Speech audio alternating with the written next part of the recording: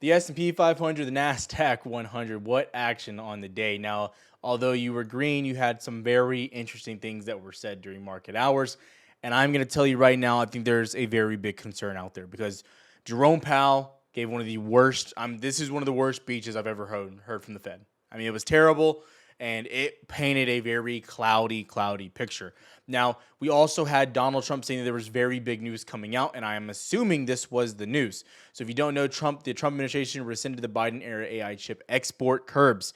Now, the market loved this. So we saw a nice dip during the Powell meeting, Fed, etc., and then we saw a nice bump up after it with this news.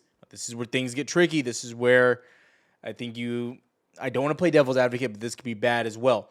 Trump already tightened rules in that NVIDIA and banned a lot of their chips to China, but then we kind of had a backstep with this. The question is, are they going to tighten the rules? We'll see what happens. But the market as of right now respected this. We saw some green after this, and that's how the SPY ended up in green on the day. Now, where things were really bad is going into what the Fed really said. I put this on Twitter so you guys can go read this for yourself, but this was all basically new news, right? This was all new. So basically the Fed releases this whole statement every meeting. They've added a lot to this, okay? So the first two paragraphs were the most concerning. Although swings in net exports have affected data, talking about the recent imports, we'll go to that in a second, recent indicators suggest that economic activity has continued to expand at a solid pace. So what they're saying right here is GDP over the last month was bad, right? Remember, we saw GDP slow down. That's because all these companies like Apple were bringing in massive imports before tariffs got into effect, right? So you saw all these imports where exports didn't really increase. We'll see that regulate over the next month. Most likely, the Fed even said that. The unemployment rate has stabilized at a low level in recent months. The labor market conditions remain solid. Inflation seems somewhat elevated. Now, this is the sentence that was bad. The committee seeks to achieve maximum employment and inflation at the rate of 2% over the longer run. Uncertainty about the economic outlook has increased further. This was new. So they said, and Powell is very clear, from March to April, we've had more concerns, right? The committee is attentive to the risk of both sides of the dual mandate, and judges that the risk of the higher unemployment and higher inflation have risen, again, from month over month. So again, we've had this viewpoint that concerns are rising, and Powell was very clear at this meeting. This is the most concerned they've been. They expect inflation to rise. They expect unemployment to rise. This will be bad. That's Powell's words. He said there's a case that they don't. And if they don't rise, then the market looks amazing. Then maybe they cut sooner than later, right? But you don't know the impacts of these tariffs because of all the imports that came in ahead of time and that tariffs haven't really started doing their damage to the market yet. Powell was very clear about that. He also said, again, his words, he was asked about 10 times when cuts could happen, when that could be a possibility. He said repeatedly, there's no reason. They can't even think of a reason to cut rates. His words, not mine. Again, go watch it if you need to. Now, we have a lot to really attack here going into the market, what we're looking at, because, again, the chart is a lot. We have a lot to cover here. But before I do that, I want to say a few things. Now, number one, if you guys are interested in seeing how we trade, what we trade every single day, the Discord link is down there for you. Now, we also have the new free Discord available for you as well, where we post updates. You guys can post in here as well whenever you want. I posted a little bit in here about some of the Google trades we had. Now, obviously, in the main Discord, we had exact entries, everything like that. It was a monster day. We caught Google and Apple to the downside. You get more of that information, education, etc. However, we're trying to make as much free content for you guys as well. So on top of Discord, again, that link is down below. You can check it out, get information, 7-day free trial. We also have what's happening here. This is our new blueprint, the break and retest 1-hour course for you guys, right? Really deep dive. You can get access to this absolutely free as well. The link is down below. Tap in if you want. We've tried to make as much free content out there as well. And then the new PDF also for you guys. Again, it looks just like this. You can get access to it, download it, print it out, put it next to your screen. The checklist for all of your trades, everything you're looking for. Again, that is all down below. Now, again, going into the charts, today is going to be... I want to give a shout out to the sponsor of the channel and this video specifically. This is Moomoo, and I use them for all of my trading when it comes to options and equities in the stock market. Now, again, I'm always talking about the chain. You see me bring up the chain and what I'm doing with it, whether it be NVIDIA, Apple, whatever it may be. But something that you hear me mention a lot is what's happening with incoming data, like non-farm payrolls, CPI, FOMC, anything like that. Now, going to other platforms can be annoying, and not getting alerted about something if you didn't even know is even more annoying, and you get a crazy move on the market. Well, if you go over to your sidebar here, go to news, you can actually get alerted for all the news that you want to see. So PCE, CPI, as it comes in, it comes right to your platform and your dashboard. On top of that, if you want to get data specifically on a stock that you're trading, you can get more information and more of a breakdown, like Netflix earnings, Apple earnings, or did Apple just sign a new deal for their automation and their AI development? All that stuff is built right into the platform, so you don't even have to leave. Now, again, you can use your other platforms if you want, but Moomoo makes it easy so you don't have to. You at least get that option. So again, I love it what I'm doing with my options, but it gives you that back end as well. And that's always what they're trying to do. Now, I also want to say if you're looking to make a deposit or ever to take that step to using them actually, you can actually get up to 60 free stocks and 8.1% APY on uninvested cash on your account. So you can check them out. The link is down below if you want to try them out. It's absolutely free to try out. You don't have to make any deposits just to try them out and check out the platform. I recommend doing that before you do anything, but check them out. The link is down below. Let's get back to the video. I think I was surprised. I was surprised, to be totally honest, that we didn't see more downside. Okay. I was very surprised. Okay. Now, you started to see more downside near the end of the day, then you popped up like crazy. That was when the chip news came out. Now, I'm going to be totally honest. Your levels here are very clear. Okay. Below 1975 has developed into a massive level. Don't ask me why. That's just developed there. Underneath that, 19.6 is what you're looking for. Okay. Key levels to the upside, 19,977, 20,025, and then 20,125. Okay. These have developed recently as well. I'm watching these pretty close. Now, in my opinion, the Fed meeting, there was no good news, okay, at all. On top of that as well, something that's very important to look at.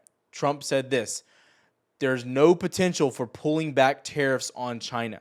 Now, it's very important what he said here. This was regarding the 145% tariff on China. Honest to God, I'm a little bit perplexed because we don't know what Trump is ever going to say. But everything that came out today was bad news besides the chip stuff. Everything else was bad. You have China meeting with the United States over the weekend, right? And then again, this is another major part worth mentioning. He literally said, I think you can go find it. He said basically China needs to check who requested the meeting. China literally came out and said the United States requested the meeting, right? I don't know what's happening. It's Gaslight Central. We'll see what happens going forward. But we have a lot to talk about here on the chart because short term, I expect downside unless we get some type of crazy new news. Earnings for the most part are done. Again, ARM reported today. They're down about $12 in the after hours. Not what you wanted to see. SMCI also on the downside a little bit here. Both of them revised to the downside. So why is this important? I think it's important because, again, semiconductors are the strongest area of the market right now, and they are holding. If semis weren't holding you up, you would be dropping fast. I want to be really clear about that. So semis are at this make or break level at basically 220, and they can't break over that. I also don't know if this is going to be able to hold, and you're seeing NVIDIA drop in the after hours a little bit. Now, we'll go more into NVIDIA in this, but we'll see where we're at more on futures first. I'm anticipating below 19,977. I think we come down to 19.75 and 19.6. Under 19.6, your big test is 19.35. Why is that important? Again, this is our same major level. So if I just really quickly make this clear so you can see, this was your liberation day right here, but this was our previous low around 19.35. Under 19.35, you're in a very bearish position on the NASDAQ. Above this, it's been smooth trading to the upside. Very clear, easy to understand why we're looking for that. ES as well. Your levels right here, 55.70, 55.60 roughly. That's your level. You're retesting it right now. It's also worth mentioning, this is all coming after your retest like we've talked about on QQQ of your 200 SMA. I don't think you're at the point to where you're bearish yet overall in the market. I want to be really clear. Based off of fundamentals and news, I have to anticipate we see sell side. However, as of right now, we'll see in the after hours if buyers can step in overall. But as of right now, I think today was a bad overall day. And I'm surprised Trump hasn't tweeted something crazy out yet. So right now, I'm still looking at us rejecting the 200. I think SPY is underperforming. Doesn't look as good, but we'll see. Okay, you're still above the 50 MA. Not terrible, okay? So that's where we're at. I think there's a large reason for concern. I'm really watching the NASDAQ here. Again, 19,977. Above that, I think you can move to the upside. But below that, you have to look at downside. And again, you're clear as day rejecting there. I mean, it is very clear, right? Clearly rejecting right now. So we'll see how we perform in the after hours. I'll talk about more of that in Discord, maybe even free Discord as well. So be on the lookout there. Another major point, and I haven't been really big on gold. However, I think gold was a big leading indicator into today. I don't think the market was very confident going into a Fed meeting. And I think today, Powell literally, I want to be really clear about that. Powell is very clear. He doesn't see it on the horizon for a rate cut. I mean, it was one of the worst meetings I have ever seen from the Fed. One of the worst meetings of all time, ever. Clear as day, one of the worst ever. So they have no clue what's going on. They don't know what to expect. These are the words out of Powell's mouth as well, basically. So important to think about that. So I'm watching gold here. If gold can hold above basically 33.80, I think it'll bounce back up pretty aggressively. And I'd be watching gold in the after hours for some sort of strength, especially if the NASDAQ sees weakness. Again, could be a risk-off play, which you're looking at there. Now, going more into equities and stocks overall. I recommend following on Twitter. Again, on Twitter, I'm trying to keep these updates coming out for you guys, like Apple, Tesla, Nvidia, and a lot of these, like Apple, I told you about the gap fill days before on Twitter as well. So make sure you're tapped in, make sure you're looking at that. But again, so you can see there.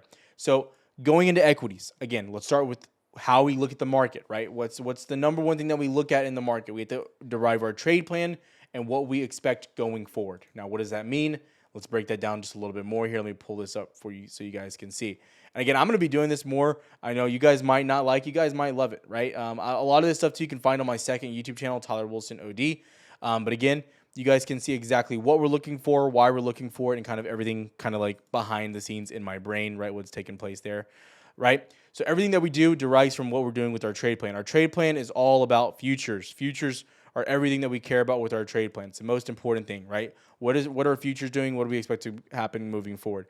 From there, we get our bias, and then we go into determining entries. Now, again, as we go into our bias, we're looking at specific names. Our strong names for continued upside, our weak names for downside. Now, going into today, what did we talk about? We said Apple was your weakest name in the market. By far, weakest name in the market was Apple, right? Again, you held below your previous 2023 high, 19.96. You got back below 19.98, and you dumped $5 of downside. Again, Discord, it was the only trade I liked all day long, right? It was the only trade I was interested in. That's all I wanted to see. Literally beautiful. Beautiful downside. We traded all the way down. Awesome overall trade. Killed it, right? Now, another big trade here on the downside is Google, but I'm going to go into Google in a sec. I'm watching Apple as you filled your gap into 193.4, the level we mentioned here as well. The next thing I'm watching here on Apple is can you continue to reject off of previous lows at around 197? We hold here when we start pushing back down, looking for 193. But I think Apple is in a world of pain, to be totally honest with you. If you start to get back below here, this is going to be ugly. Okay, so I'm looking back down 190, 189. I'd be kind of conservative here. But if you break 190, I think there's a real possibility you start tumbling down towards 170, 172. It is quite honestly one of the weakest names in the market. Your next name out there is Google. And it's also worth mentioning, if you didn't know, I posted this on Twitter as well. Again, a lot of this stuff was on there for you guys. But again, Apple saw their first decrease or decline in searching on their Safari browser. And they announced that basically they're looking to get into a new search browser using AI. And they've signed a 1-year deal with Microsoft. So it's possible on your iPhones, Google Chrome isn't your primary source, which is why Google dumped today. Google, one of the weakest names out there. Now, again, it's been the same overall trend with me. I'm taking a step back and I'm looking at major levels. Well, this is your 2021 high. It's crazy to say out loud. You are getting back below your 2021 high here. And a great example of this is Amazon. What happened when Amazon lost that level? Weakness and sellers stepped in aggressively. It was one of our best trades last week to the downside, right? Well, Amazon trying to get back above it and hold there. But again, you lost it. This is like 2 weeks ago. You lost it here, 188.7, and you went down. Got wrecked, right? It was one of our best trades. So again, going back into Google, if you start to lose this level, which you're doing, 151 now, I think this could get ugly quick. You feel the gap there, but you could start coming back down to 147 to 144 in a hurry. And honestly, this could get really nasty. This could get very, very nasty in a hurry. You do have a support here, a big key level, as you can see right there where you bounced previously. But again, after that, I don't see a lot of buying after 141, 140. So it's, again, what I'd be watching. Their two weakest names in the market, Apple and Amazon, or Apple and Google by far. what I'd be watching right now. Strongest names continue to be semiconductors. And again, you have Apple, as you can see here, or NVIDIA. Sorry, I'm misspeaking all over the place here. In your downtrend, trying to break out. If you can really start to hold, and if we can see buying occur in the NASDAQ, there's a real possibility of NVIDIA pushing into 125. That is a 100% real possibility out there. And it just has to be clear. You have a gap fill here as well into 121. It's been your strongest name. If there's any name that I'm looking at longing, it's NVIDIA or it's its best friend, AVGO, little brother, right? Which little bro's been big bro in NVIDIA. Again, trying to break out as well. Your strongest area in the market is clear as day, AVGO, NVIDIA. That's where the strength is. That is what it is right now. You're in a little bit of a midpoint with the rest of these names. Meta is still struggling below 602, 600. We've marked this out, as you can see. Above 602, you'll probably push into 610, but I'd be willing to bet you push into 620 as well. In Netflix, sitting at all-time highs, continuing to do its thing, bouncing at all the levels we continue to mention here as well. I've marked them out for you guys, 128, 110, or 1110, 1128. Again, what you're looking at there. Tesla, very weak overall, okay? You've tried to break 271, again, the level we mentioned time and time again. And again, I'm keeping these updates for you guys on Twitter so you can go back and get a deeper dive just into those specific stocks. But again, below 271, I think Tesla can just get absolutely wrecked down to 262, maybe even lower. This is totally illiquid. This could even come down to 258, and you also have a gap fill down near 230 as well. So I'm watching this. What I'm looking for out there, there's weakness, definitely a lot of these names, but there's also some strength. And I want to be very clear about something. Again, when you're looking at these names, there's a reason I mark out both sides, both levels on the NASDAQ. I'm just trying to give you guys tips. When you're looking at this, follow the steps. Trade plan, bias, understanding I'm looking for upside or downside, following which are your strong names, what are your weak names, determining entries based off of that. Your risk will typically be acceptable if you follow this trade plan previously, right? And exactly what you're looking for to execute the trade and ultimately get the strategy repeatable over time, over and over and over. So again, I'm just trying to help you guys, give you exactly what I'm looking at, why I'm looking at it. Overall, a lot of weakness out there in the market. I think that the chip news was huge. It was huge. But between China, the tariffs that are there, and what Trump said today and what Powell said today, it seems like we are in limbo. And it seems like we're just playing the waiting game for bad stuff to happen. And based on Powell's response today and Powell's opinion, it seems like that's going to happen a lot sooner than later. And he seemed very concerned with the overall economy, the outlook of each individual Fed member. It would seem very, very bad. There's no cuts on the horizon whatsoever from Powell's point of view. That's my viewpoint. If you have any questions, comment down below. I'd love to answer those. Twitter link, all that stuff's down there for you guys as well. I appreciate you so much. I'll see you guys tomorrow. Have a good one, traders.